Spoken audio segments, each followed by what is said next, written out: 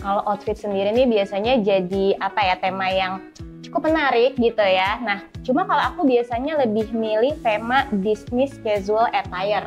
Formalnya dapet, tapi juga kesan casualnya juga dapet. Iya, nah biasanya tuh penggunaan blazer tuh cocok banget tuh untuk tipikal kayak gitu. Nah, kalau dari blazer yang namanya personal hygiene. Apa tuh Kakak Reka? Nah, karena percuma nih kalau outfitnya udah kece tapi personal hygiene-nya nggak diperhatiin. Nah, per 1 Oktober 2021 waktu itu anak aku harus kembali ke pangkuan ilahi. Jadi memang buka cita ya Kakak Reka. Iya, nggak apa-apa. Jadi memang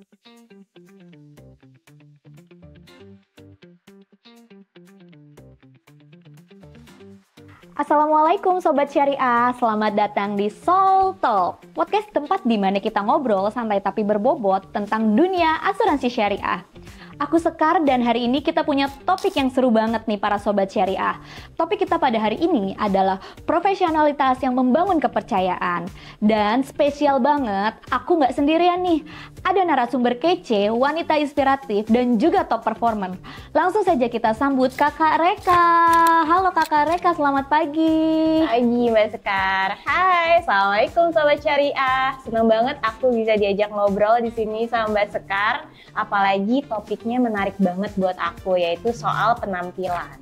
Yang mana kan kita tahu ya, penampilan itu penting banget nggak sih? Setuju sekali. Iya, penting banget di semua aspek kehidupan kita, apalagi yang berkaitan sama pekerjaan sehari-hari kita sebagai agen asuransi. Kakak Reka, sebagai seorang agen asuransi nih, kita kan harus memperhatikan nih grooming banget ya. Tapi kalau grooming itu kan nggak cuma dandan doang nih, kita harus perhatiin body language kita, cara jabat tangan, eye contact kita. Nah, menurut Kakak Reka gimana sih kalau misalnya gestur dan penampilan kita bertemu dengan calon nasabah kita? Betul banget Mbak Sekar, karena menurut aku tadi grooming itu nggak hanya sekedar yang namanya dandan aja, tapi juga body language kita.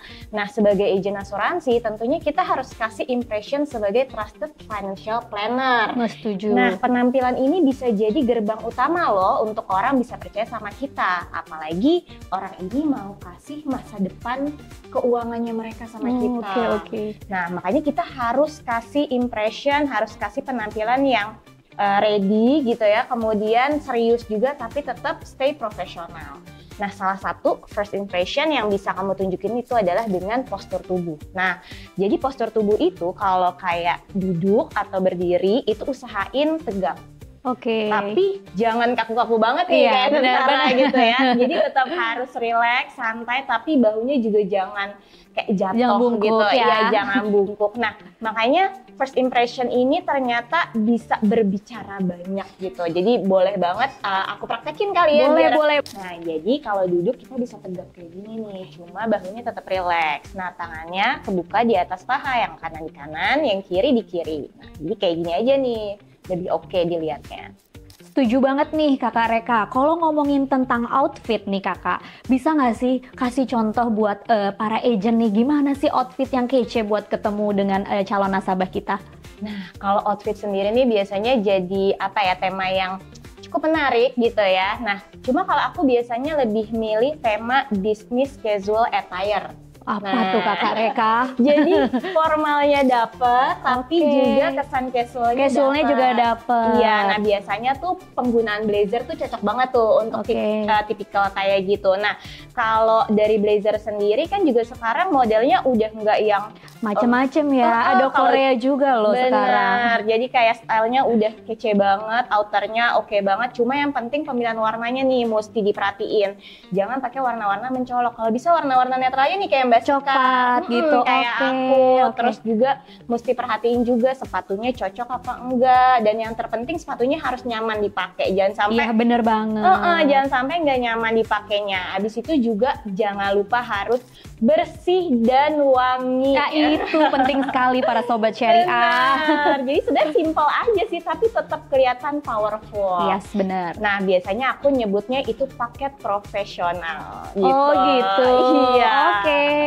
Nah, tadi Kakak Reka udah spill kan nih ke para Sobat Syariah tentang namanya postur tubuh. Sekarang Sobat Syariah juga pengen tahu nih Kakak Reka, gimana sih cara bersalaman atau jabat tangan yang baik agar kita tuh makin percaya diri ketemu calon klien kita? Nah Sobat Syariah, langsung aja yuk kita role play. Nanti saya sebagai nasabah dan Kakak Reka sebagai agennya ya Kak. Yuk kita role play.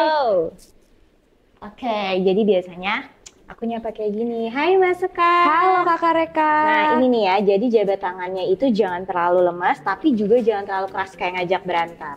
Habis itu jangan lupa senyumnya dan jaga eye contact sama calon lawan bicara kita. Habis itu juga tubuhnya agak condong ke depan gitu ya, tapi juga jangan terlalu kayak gitu ya Sobat. Itu menandakan bahwa kita itu antusias dan juga sekaligus respect sama calon nasabah kita loh.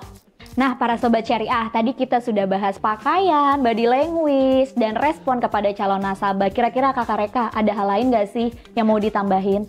Ada banget dong Mbak Sekar yang namanya personal hygiene. Apa tuh Kakak Reka? Nah, karena percuma nih kalau outfitnya udah kece tapi personal hygiene-nya nggak diperhatiin. Nah, kalau personal hygiene tuh bisa dilihat dari rambut atau mungkin hijab, pakai hijab gitu ya. Jadi harus kelihatan rapi. Terus juga kuku tuh harus kelihatan bersih gitu ya. Jangan sampai kotor, hitam atau panjang-panjang gitu ya. Nah, itu tuh Sobat Syariah. Bener. Yang kecil-kecil kayak gitu justru itu yang harus diperhatikan. Gitu loh ya Kakak Reka. Termasuk yang pakai kutek, kalau bisa jangan gopel-gopel gitu ya, ibaratnya bahasanya gopel-gopel. Bener. Nah abis itu juga bau nafas, itu juga harus diperhatiin karena kan mungkin kita habis makan yang enak gitu makan nasi ya. Padang tentunya Kakak Reka. Karena kan modal utama kita kan lagi ngomong ya, jadi pada saat ngomong bau nafasnya juga harus terjaga. Dan ditambah mungkin juga parfumnya kali ya, yang dipakai juga yang soft-soft aja, tapi tetap wangi. Karena kalau terlalu menyengat juga nggak enak gitu sama calon nasabah, pasti ngerasa terganggu. Nah, kalau tadi udah ngomongin, ditambah mungkin jangan lupa aku reminder juga bawa alat tulis gitu ya. Atau mungkin sekarang lebih ke tab atau iPad gitu ya. Terus juga bawa kartu nama sebagai tanda kenal diri kita. Sama terakhir juga jangan kebanyakan pegang handphone. Kalau bisa itu anak sekarang itu Kakak Reka. Iya, karena ini kan calon nasabah ini harus jadi center of attention-nya kita, harus jadi prioritas utamanya kita.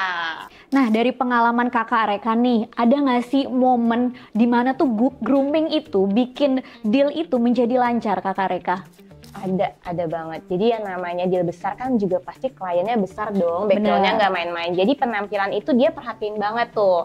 Nah, klien aku tuh ngerasa waktu itu penampilan aku tuh kayak menciptakan kesan aku tuh siap dan serius gitu. Nah makanya beliau bilang kayak aku tuh pilih Reka sebagai agent karena nyaman sama Reka ngobrolin keuangan. Terus juga ngerasa Reka nih serius banget bakal dititipin masa depan keuangannya dia. Hebat sekali. Bener, jadi sebenarnya gak hanya skill gitu ya yang utama yang harus kita upgrade, tapi juga penampilan tetap harus dijaga karena terbukti penampilan juga berbicara loh. Tuh Sobat Syariah, jadi tuh yang namanya grooming itu penting pakai banget ya. Dan gak hanya soal penampilan aja, tapi juga tentang gestur dan body language kita. Nah Kakak Reka kan tadi kan udah jelasin nih dan praktekin juga loh tentang grooming. Sekarang boleh dong Kakak Reka kasih tips buat para Sobat Syariah tentang cara jualan asuransi tanpa merasa jualan banget. Oke, kalau aku sih sebenarnya lebih suka pakai gaya ngobrol aja. Ngobrol gitu. santai. Jadi bener santai, ngalir gitu, nggak tegang gitu. Jadi teman ngobrolnya calon nasabah aja gitu. Nah, jadi biasanya aku suka mulai nih kayak cari tahu keluarganya dia gimana. Sampai akhirnya ya aku ngerucut lah gitu ngomongin tentang insurance. Dan akhirnya aku kayak suka tanya, oh jadi om ini yang cari nafkah ya tante gitu. Oh kalau misalkan amit-amit nih tante, kalau om sakit kira-kira udah ada backup plan belum gitu. Nah dari situ biasanya kan mulai kebuka mindsetnya. Kita gali kebutuhannya nasabah dulu ya. Bener, ngerasa butuh. Abis itu aku langsung bilang, iya soalnya kemarin ada juga nih nasabah aku profilnya sama persis kayak om. Terus abis itu sakit, nggak bisa kerja, sampai akhirnya juga ngeluarin biaya banyak banget. Nah makanya hari ini aku juga pengen sharing nih ke tante kalau boleh program dari Prudential. Gitu aja sih sebenarnya, kadang kitanya aja tegang duluan. Iya gitu. Kakak Reka, tapi dibalik semua itu ada kisah nggak sih Kakak Reka yang luar biasa nih, yang nggak hanya soal penampilan dari dalam, tapi soal penampilan dari luar juga. Jadi tentang ketangguhan hati nih istilahnya gitu. Karena Kakak Reka kan mohon maaf ya Kak, sempat mengalami kehilangan yang sangat besar. Namun tetap memilih untuk bangkit dan terus berjuang di bisnis industri ini. Gimana tuh Kakak Reka? Oke, jadi kalau flashback lagi itu ke tahun 2021 ya. Jadi memang waktu itu tahunnya aku berjuang untuk ngejar promosi jadi agency director. Tapi ya memang qadarullahnya waktu itu aku harus lahir secara prematur waktu itu. Kemudian anakku langsung masuk NICU selama 25 hari dan akhirnya per 1 Oktober 2021 waktu itu anak aku harus kembali ke pangkuan ilahi. Jadi memang duka cita ya Kakak Reka. Iya, nggak apa-apa. Jadi memang waktu itu berat banget rasanya gitu ya.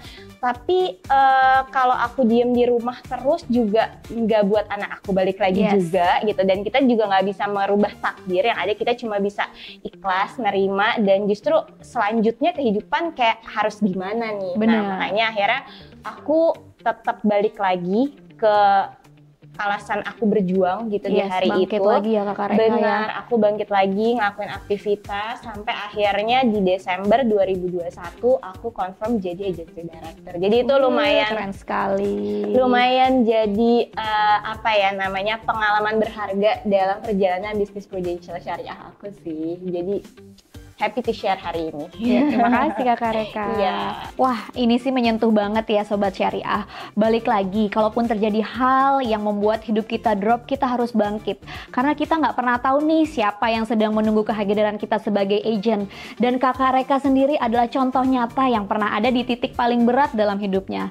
Kehilangan buah hati tercinta, tapi tetap memilih untuk bangkit. Tetap memilih untuk menjadi manfaat buat orang banyak. Dan hari ini bisa berdiri di sini sebagai sosok inspiratif di dunia industri ini. Dan terakhir nih tipsnya dong Kakak Reka. Jadi ini buat para Sobat Syariah, ada pesan-pesan gak sih tips terakhir? Ada dong. Jadi kalau menurut aku ya, tidak ada kesempatan kedua untuk membuat kesan pertama. Bener gak sih? Bener. Jadi kalian harus gunain kesempatan pertama kalian untuk bikin kesan terbaik sama orang lain, apalagi calon nasabah nih. Bener sekali. Jadi perbaiki penampilan, kita semua pasti bisa. Thank you banget ya Kakak Reka sudah meluangkan waktunya. Ini tuh obrolan bukan cuma dengerin doang, tapi langsung bisa kita praktekin. Nah, buat para Sobat Syariah, semoga kedepannya kita makin semangat jaga penampilan sebagai agent andalan. Sama-sama banget Mbak Sekar. Nah, buat Sobat Syariah semua, semoga semakin semangat jaga penampilannya karena kita harus jadi agent andalannya nasabah-nasabah kita dong. Oke, kita ketemu lagi di episode berikutnya ya Sahabat Syariah. Ingat, Soul Talk Podcast selalu hadir setiap Jumat pukul 5 sore dan terima kasih. Bye-bye.